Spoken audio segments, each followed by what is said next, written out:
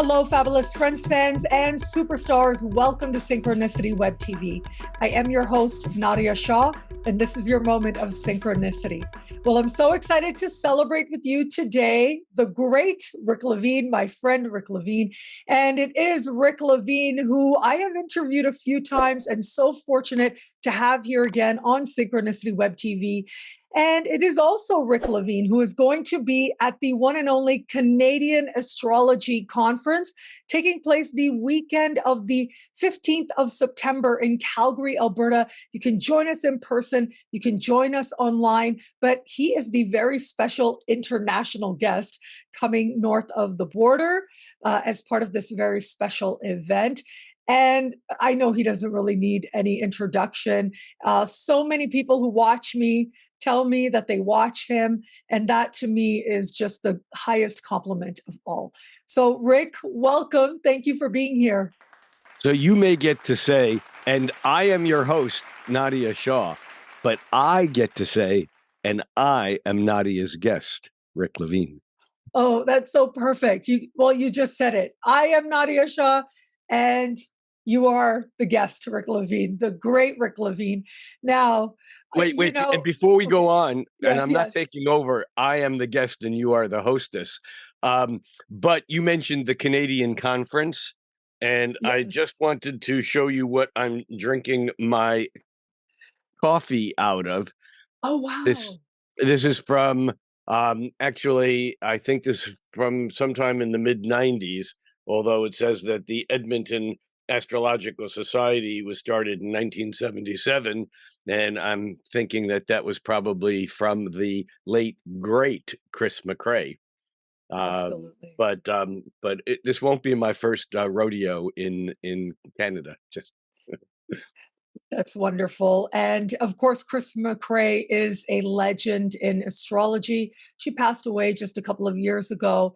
But certainly she put Edmonton on the map. She got a lot of people out there into Edmonton, brought a lot of guests, and that tradition is continuing out there as well with that strong right. And for those people who are far away and don't realize that the upcoming conference in September in Calgary, that Calgary and Edmonton are really like next door neighbors. I mean, you just, you drive over the line, so to speak. It's like I spent a decade in Minneapolis, and, in Minneapolis and St. Paul may be two different cities, and they have a different consciousness and so on, like Calgary and Edmonton, but they're right next door. They're like, it's like you go back and forth anyhow.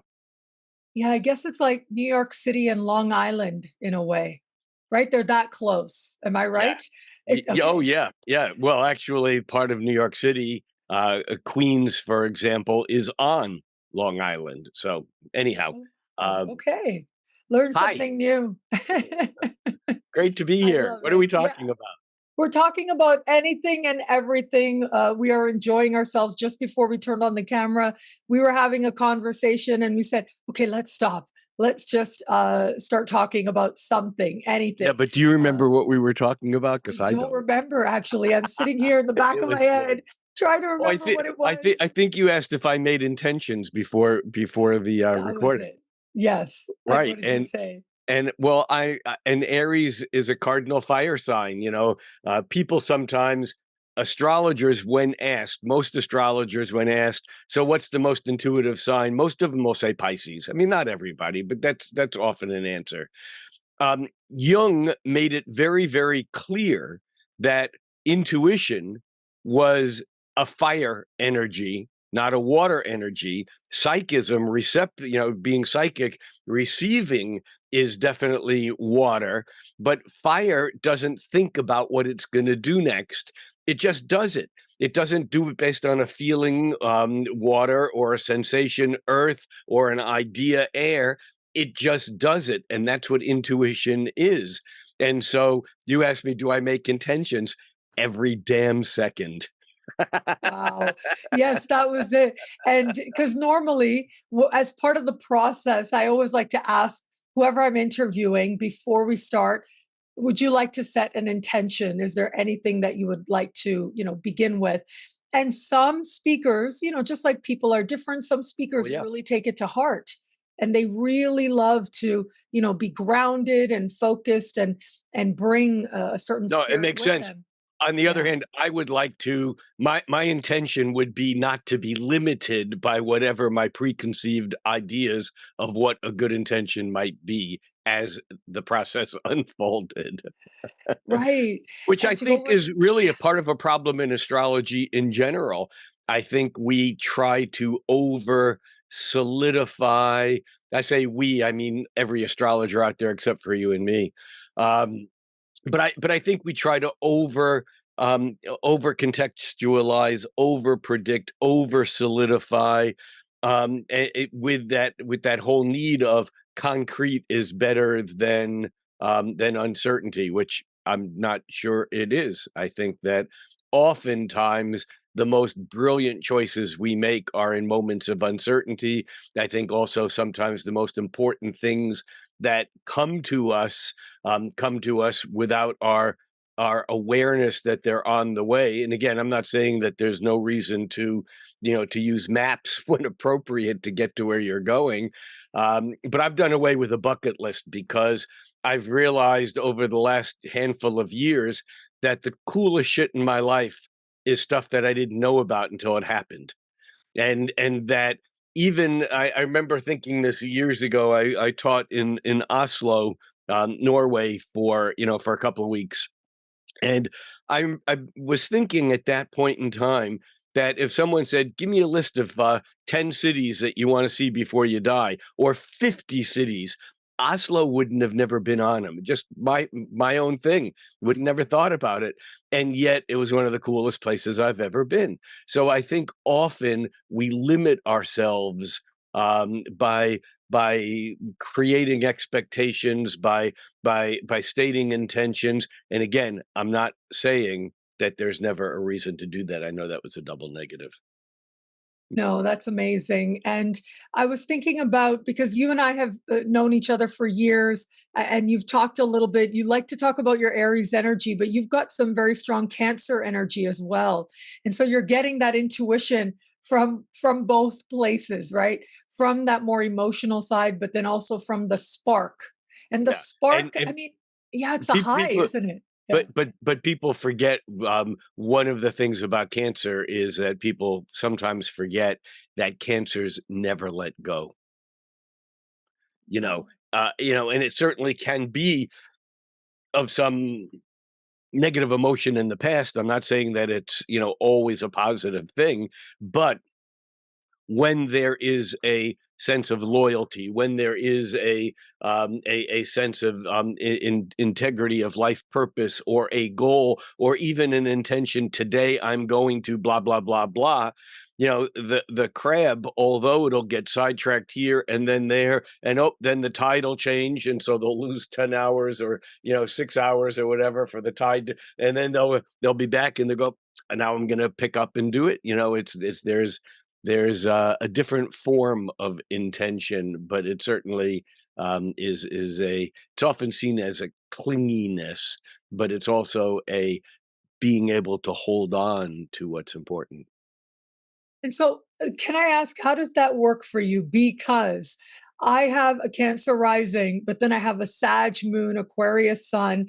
And there have been times when my moon and my sun are like, oh, I wish I didn't have that ascendant. I mean, of course, I've grown and I've learned to tap into it. And I've really come to appreciate that all these things, I wouldn't be who I am. I wouldn't be me without all these different astrological symbols pointing to what that might be. But yeah, how do you reconcile having So all the this Cancer water and moon, fire? yeah. Well, and for me, it's the Aries sun conjunct Mars. Domicile and exalted in Aries, and then the Cancer moon, and its domicile in Cancer. They're both really strong. That Cancer moon just never quite gives up its internal power over the Ariesness. You know what the difference between a Jewish mother and a Rottweiler is? What? The Rottweiler lets go and it dies. Cancer, Oh my Cancer God. moon. So, Sorry, Mom. We love you, Mrs. McLevine. but Yes, but Mrs. but but Levine. but the thing is that uh, for me, I think as a youth, I don't. I think that I struggled with my Cancer moon because I grew up in a household where we did a lot of outdoor camping and fishing and hunting and and yet I also had a deep attraction to music and to reading, studying music, learning instruments, and inside stuff and spiritual stuff even as a youth. But I think that because culturally, a Sun and Mars and Venus and Mercury and North Node, I should add, in Aries is encouraged to be to be Aries, and the Moon in Cancer in a man is not necessarily encouraged. I mean, if I want to go dress up with my dolls, it's not necessarily, at least in my childhood, it was not encouraged. And in fact, I grew up in a household where there wasn't much, maybe any display of emotions. It was, you know, all, fire and air and earth. There was very little water that was obvious. There was scorpionic water that was, suppressed or hidden. But point being is that I really, really uh respect and appreciate my moon. If I didn't have a moon in Cancer, I'd be an asshole. And I'm not. I'm a kind person because that Cancer moon keeps me in a place where I can't help but feel what you're feeling. And the way I make the two of them work, it's a partile square between my sun at 16 Aries and my moon at 16 Cancer. And the way I work it out is I have a Gemini rising. I tap dance between the two of them always, and people think, oh, he's so clever because he can, but I'm not. That's just the external. I'm not saying I'm not clever. I'm not saying I'm not smart, but my Cancer, my Gemini rising, because it's powered by that conflict, that polarity, makes me seem cleverer and smarter than I am, and I'll take it. It's an easy way for me to move between those two things. And so, how perfect with your Gemini rising and all you've done online and social media, and also as a writer. Now, as well, I think you were always a personality in and of yourself, or, In my if world, in my yeah, world, so look, if this was a business class or focused program, we would say a brand, right? Especially in today's world, we talk about how people are brands online or social media. But putting that aside, because I've known you for such a long time and I've seen the genuineness you bring, but also the consistency that you bring as well, in terms of when you were writing every day, you were writing, you were delivering. And now you've got this regular social media presence where you are creating videos regularly and you are making those videos, you are posting them regularly. And so let me ask you, because I'm trying to come up with some new questions that maybe I haven't asked you before, or you haven't talked about as much. Can I ask you, because you're so plugged in online, like I am as well, but what do you think some of the trends are, or what are you noticing that's interesting to you in terms of the online astrological spaces or community or discourse? That's a really good question, and it's something I spend a lot of time thinking about, actually. I would say this, that I remember very distinctly, maybe 20 years ago. Can someone actually remember distinctly 20? Yeah, I have a Cancer moon. I remember everything, except for people's names. Anyhow, what was your name again? Um, but I remember one of the big dialogues, conversations that was happening in the astrological world was oh my God, astrology is dying. How do we get young people into astrology? This was the origin of AYA, the Association of Young Astrologers, came out of that period of time where there was this ongoing discussion that the median age at conferences was creeping up from the 30s to the 50s to the 60s to the, oh my God, all those astrologers are dead. You know, it's like it was going in that direction. And quite frankly, there was a lot of embracing of not just young astrologers, but also a very conscious awareness of gender balance and in speaking versus attending, because at conferences, 40 years ago, 80% of the attendees may have been women, but 80% of the speakers were male. What's wrong with this picture? And and obviously other areas of diversity, whether it be gender diversity, gender fluidity diversity, whether it be racial diversity, all these things were like on the plate, but no one at that time could have foreseen what the widespread availability of high quality, and yes, I know there's awful quality of astrology out there too, but a discerning person can quickly sort between the two of them, whether you're going to just read the person who's publishing these 15-second TikTok exposés of someone or something, or some fear mongering something about some aspect, versus the real students, the PhDs, the scholars, the practitioners, and I don't think anyone could have quite predicted the renaissance that would flower before our eyes, and no one can take credit for it, even though I'm sure that all the things that all of us who do show up and continue to show up as best we can, I'm sure that it all feeds it. But it's not about you. It's not about me. It's not about even the Association for Young Astrologers or any organization that embraced either diversity and or young people or excluded people on any level. And what amazes me is that 30 years ago, if someone said, do you know so-and-so, a professional astrologer in Toledo, Ohio, or St. Pete, Florida, or what, sure, sure. And now a day, a week doesn't go by when I meet or see or read or hear someone online that stops me and go, holy crap, this person like really knows their stuff. And not only that, I look at their curricula vitae or their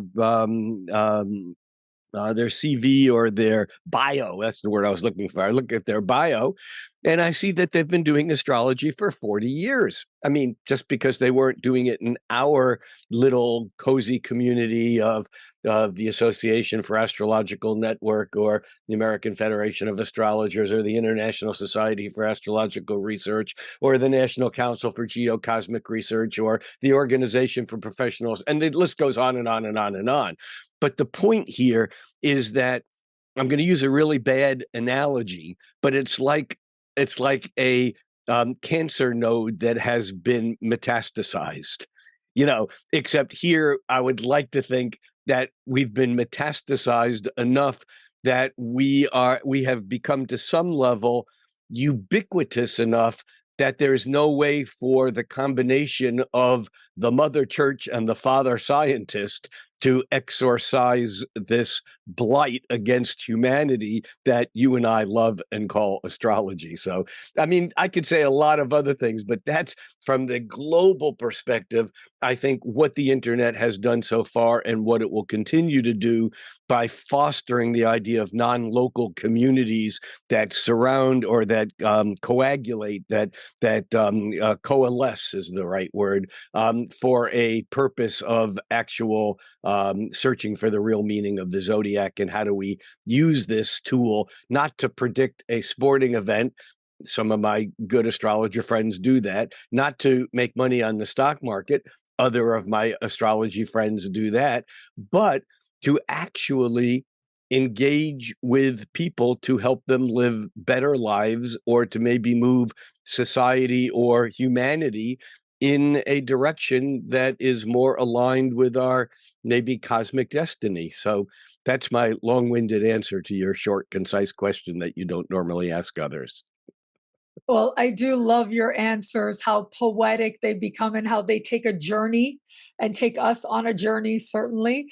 Okay, so I have a theory and I would love to know your thoughts on this. Oh, I So, agree with it. I agree with it. yeah, yeah. Okay, I love you. I get it. I love the wit. You're very quick-witted, and that is part of what I love about you. I think a lot of this growth, this boom in terms of how many astrologers and tarot readers and all these people who practice esoteric arts and the very broad umbrella of that, a lot of that I think is symbolized by Neptune and Pisces. And so this Neptune and Pisces came about after, of course, it makes sense, after Neptune and Aquarius. Neptune and Aquarius was really when the internet and especially social media started to become ubiquitous. And I think that you used that word as well, ubiquitous. And it's about how Neptune can represent how something just, blankets. It's a mood, it's an energy, it's a culture, but we can feel like it becomes so pervasive. And so a lot of what I think is happening right now is sort of that build forward from Neptune and Aquarius with Neptune and Pisces.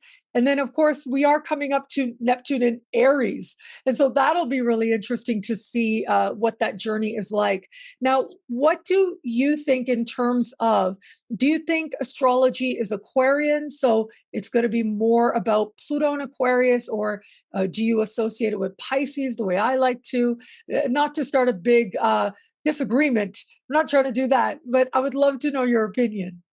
Oh, I could actually write a little article with 13 paragraphs, the first one introducing it, which I just did, and then a paragraph on why astrology is obviously ruled by or a function of Aries, then Taurus, then Gemini, then Cancer, then Leo, Virgo, Libra, all the way around, and culminate, of course, with Pisces, which is where things tend to culminate.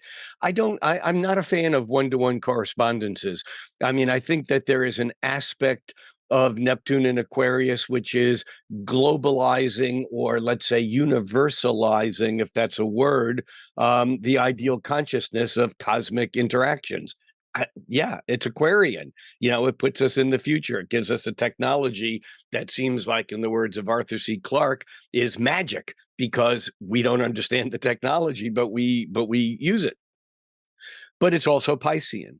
But it's also Capricornian in as much as it's how do we take this imagination and tie it to a calendar and to a methodical documentation of moments in time that are mechanically measured so that we can master them. But it's also Sagittarian because it's a good idea. In other words, I can work all the way back and take it from one by one by one.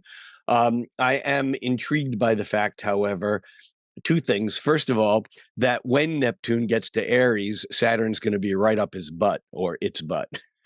And so will this Saturn be a container for the imagination, the fantasies, the fake news, the dreams, and pull it all in?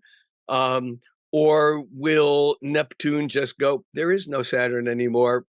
Let's go, what's next? I mean, people forget that in my observation, Jupiter and Neptune are really the same planet. One's the other one in drag. That's all. I mean, Neptune is simply Jupiter that's escaped from Dad, Saturn. I mean, because Jupiter is expansive. You blow up a balloon, get right to that point, and you blow it too far, pop. It's gone because it can't go beyond the limitation of Saturn. Once Dad's not home, or once I move out of home, there's nothing to stop that. And so, yeah, Neptune, a great word for Neptune is its ubiquity. It's ubiquitous because it's everywhere, because Boyle's law in physics says a gas fills whatever space it has. Doesn't matter whether the space is this big or whether it's the atmosphere. Gas will fill the space given, and that's Neptune's job. Neptune's job is um, to melt into the greater whole always. So yeah, astrology is, Neptunian or Neptune and Piscean, but boy, when Neptune gets to Aries and our dreams start kind of plowing into new territory, we may look back at Neptune in Aquarius and in Pisces and go, look, when we were thinking those things, we had no idea that they would be seeds to explode into a whole new type of astrology that we didn't even imagine or could imagine existed. Don't know. That's so exciting to consider because it isn't just going to be the conjunction. Even though they get very close in 2025, I think they don't actually meet until 2026, right at Valentine's Day. And if I remember Will you correctly, be my and Valentine? Will you be my of course, Valentine? anytime, all the time, of course. But they meet at zero of Aries also. But Yes. they are also part of um, what I've always called the mystical triangle or the triangle of potential, which is uh, that conjunction is going to sextile Uranus and sextile Pluto, while Uranus and Pluto are trine. I'm just moving Eh, into that trine. Please tell Un us. No, yeah, it's an unbelievably um, magical moment for history, for humankind, and yet it reminds us that we need to be careful about what we project forward and or about what we wish, because things have a way of never quite being. It's like the guy who dies and says, "I when I come back, I want to be a what was it? A stud in North America or a stud or something like that, and ends up being reborn as a stud on a tire in Minnesota, yeah, on a studded tire in the winter. We have to be careful about what we wish for, and but during that period of time, Uranus and Pluto, which astute observers will recollect that the Uranus Pluto conjunction of the mid 60s created the archetype, the arc, the artifact. Oh, I'm struggling with words today. Created the artifact of what we call the 60s. And then at their first hard angle to one another, that was exact 2012 to 2015, but all through the 2020s, pretty much, Uranus and Pluto were square, bringing all those things that came into fruition in the 60s, the sex, drugs, rock and roll, the personal freedoms, the ecology, global view, the bacchanalia of the energies coming up, the freedom and the marching against oppression. And I know I'm just touching on a few things, but it were those same things that never really went away, but they kind of went into latency, that in the 2020s, 2012 to 2015, Arab Spring and Occupy Wall Street and racial unrest that had never gone away, but all of a sudden it was in our face again, and demonstrations on the street and gay marriage and all of the stress and tensions that those things brought up. So it's those two planets, the planets of shock, surprise, relieving unaware tension. That's not quite the right way to say it. Releasing tension that was suppressed or hidden, Uranus. And then Pluto, the transformations that occur when the deepest, darkest things come into awareness. And so those are the things that were stressed back in the mid 60s and in the 20 teens. I think I said 2020s earlier, but I meant the 20 teens. And now, as we approach, and we're already getting waves of it, even right now in August of 2023, even though Uranus and Pluto, as Pluto backed into Aquarius and Uranus and Taurus, I mean they're like 8 or 9 or degrees apart, which for outer planets, I mean they're going to be like that for years. But at the end of August, we have Mars whizzing through that part of the zodiac that's picking up on the trine first to Uranus and then the trine to Pluto. In horary astrology, there's this phenomena called the translation of light, where it's more about the moon and it's more about answering a specific question. But it's almost like we have this traveling grand Earth trine as Mars is activating that trine that through, as you said, in 26, 27, that Uranus, as it's moved into Gemini, and Pluto, as it's moved back into Aquarius, Gemini air, Aquarius air, that they're going to actually be making their first trine since the conjunction back in the 60s. Now, and as you said, there will be also planets, not only Saturn but Jupiter, is there that are making this like a grand, not quite a grand sextile, but it's like you go around the circle and it's like sextile, sextile, sextile, sextile, meaning like there's interlaced trines and so from the surface, this looks like really, really cool shit. The problem, though, is that trines aren't necessarily good. They're just good at holding the status quo. You know, and any astrologer who has paid attention to grand trines in other people's charts know that sometimes that's the absolute most difficult thing to work with, because you can't get traction. It's like the person, the woman who's been married to some jerk for 25 years and finally says, I'm leaving, and she's in a job she hates, and she basically picks up everything and moves to another part of the world, and within a year she's recreated the exact same depressing life. Because grand trines, or trines in general, hold energy.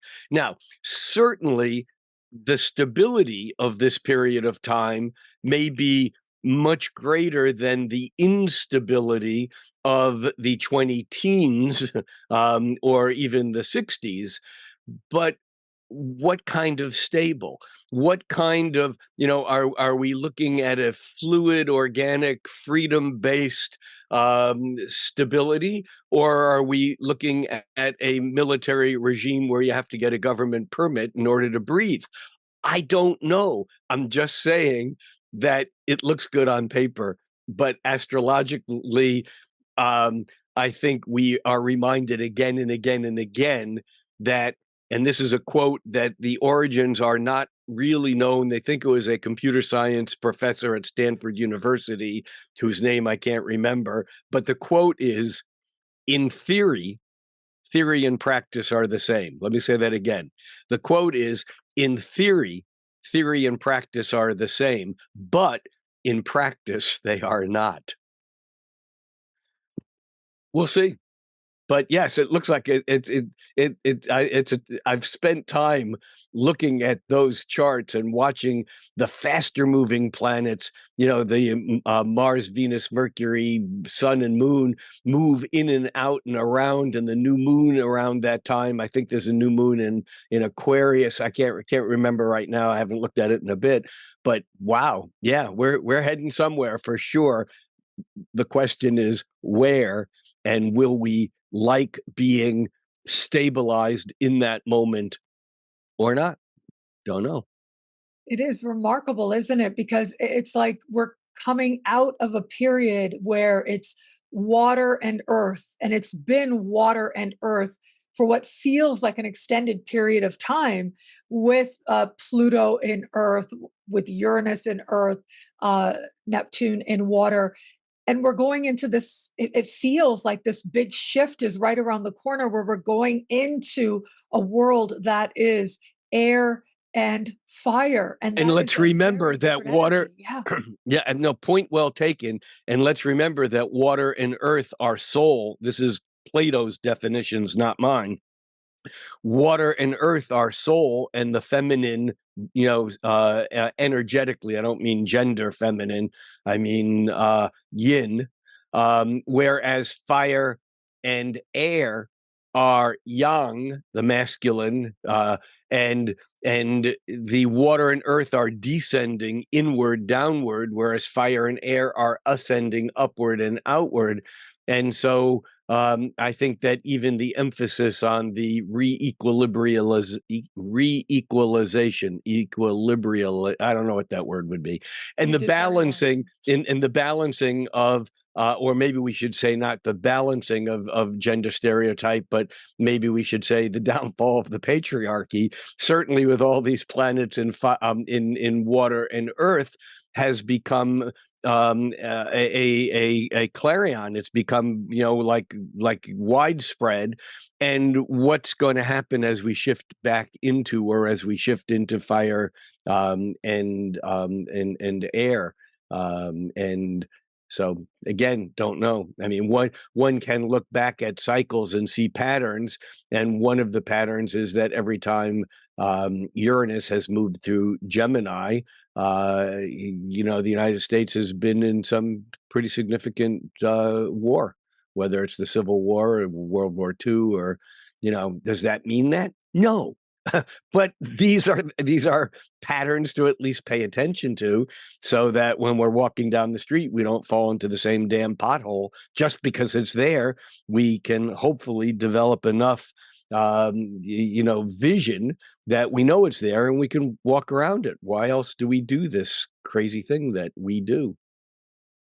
And with Neptune, especially Neptune in Aries, chances are war is going to be a very different thing than what we knew before.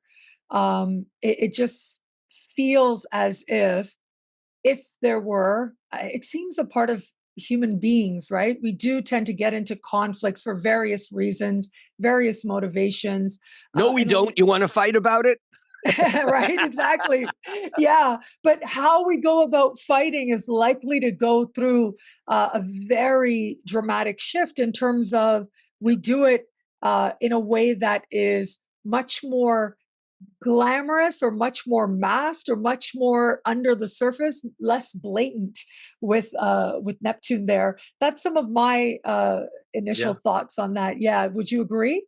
Yeah. Well, I mean, look, the whole nature of what we're fighting for. We used to fight for natural resources. We used to fight because you owned this land that has gold or copper or diamonds or titanium or cobalt or whatever. And we still have some of those wars going on. Look, let's face it, we've never been at a time where the United States has not been at war. Can't say the same for Canada, but I can say that for the United States. But the purpose of war is no longer to own the natural resources of the land. That the global shift, and I remember hearing Jim Lewis, the guy who patented, who copyrighted, I guess, astrocartography, locational astrology, gave a lecture just a year or so before, maybe less than a year before he died, on the larger cycles of, let's see, it was in the early 90s. So it was the larger cycles of Uranus and Neptune, and how once every four cycles that Saturn was in the equation as a conjunction, and that those represented incredible major shifts, from Rome being the power center to London being the power center on Earth to Washington, D.C. And now we're basically moving. He claimed the power center was going to be somewhere in South America. Now, the concept that he created was, I think, brilliant. But that night, a bunch of us went out to dinner, and I said, I think that this is really an amazing concept, but I think that it's even a larger shift than you're addressing now. And that is, I don't think the new power center is going to be in South America or in any place in the three-dimensional world. The new power center is going to be the overtaking of physical reality by metaphysical reality. And so, in other words, I think the wars that we are fighting already now, granted, we have guns and bombs and planes and drones going on in multiple places in the world, some more obvious than others. I say we, I mean the country from whence I come. Um, but but the fact of the matter is that the real war that's going on is an information war. It's a war about which of the two realities do you ascribe to, because there are right now, you could put two people in front of the exact same event and they will describe a completely different contextual fabric of circumstances that then enable them to interpret that in absolutely dynamically extreme polar opposites. And that's the war that has already begun. And that's the war that I think will be coming into a heightened state of fruition as we move in this shift from fire, earth, from water, earth into fire, air. Well, the great Rick Levine, the one and only Rick Levine. And remember, everybody, Rick is going to be at the Canadian Astrology Conference very soon, in about Yeah, 3.5, 4 weeks' time. Yeah, go ahead. Yeah, and I want to just say that at that conference, I've been asked to give the keynote address on Saturday evening, and I'm going to be, because the theme of the conference is really about Earth-centered astrology, or about bringing things into the realm of Earth. My keynote talk is going to be entitled Soulful Astrology, again, based upon the Platonic concept that spirit ascends to the heaven, which astrology does on the surface, but soul descends into the body. And in fact, Blake wrote that in The Marriage of Heaven and Hell, he wrote, body is a portion of soul that's discerned by the five senses. And so what I'm going to talk about is as we as humanity is addressing this body, soul, spirit dichotomy, and we've been kind of run for a couple of thousand years by the left-handed the left-brained, right-handed masculine energy, that as we're moving into a more of a embracing gender fluidity, and we're given the responsibility of transforming astrology as this thing that's reaching towards the heavens into this thing that's pulling the heavens into our lives, into our being.